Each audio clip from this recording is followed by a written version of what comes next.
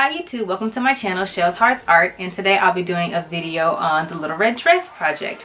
And I'll be talking about the little red dress that I sewed for the challenge. I used a McCall's pattern to make mine, so let's talk about it a little.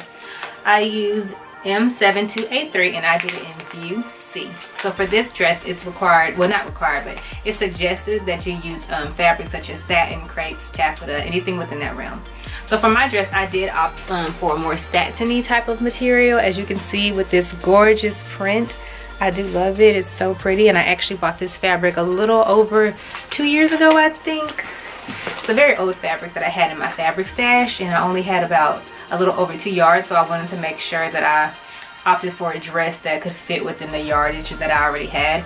And I purposely wanted to use this material because it had been sitting around so long, so I went ahead and used it. And then I did have to buy a lining to go with it, a lining material, which wasn't too bad. It wasn't that expensive. I think it was about $5 a yard, I'm not sure, but I also had a coupon because I got it at Joann. So yeah, overall I do love the way the dress turned out, and it didn't really take long at all to make. I thought it was going to take longer than it did take, because the dress itself, I always assumed that dresses or gowns like this would take a little more time, but it really didn't. The only thing that took time was adding the lining and putting in the invisible zipper, and it probably would be a breeze for somebody who's really good at inserting invisible zips, but for me it's still a challenge to insert an invisible zipper. I'm still trying to get good at it, so it took me a little minute to get it. It was only my second invisible zip, but thankfully it was a success. So the dress ended up being a success for me. Let's see, the only alteration I made to the dress was the size, the back of the dress.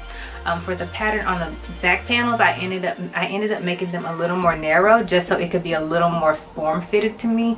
I thought that would actually be a more pleasing look for the dress, so I did make that one alteration. But overall, that was the only alteration I did. No, wait, I actually did make the dress a little shorter as well. So yeah, make it a little shorter and a little more form-fitted, just to make it seem a little more youthful. However, other than that, it was a success. I love the dress. I love the way it turned out. I will be sure to include a link at the end of the video. Not a link.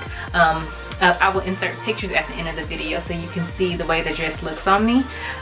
So yeah, the Little Red Dress project also is hosted by Sewn and runningNStyle. If you didn't know, pretty sure that if you found my channel that you already knew about those two YouTubers. But yeah, I can leave a link to their channel talking about the Little Red Dress if you just want more information. But I know I think it's an annual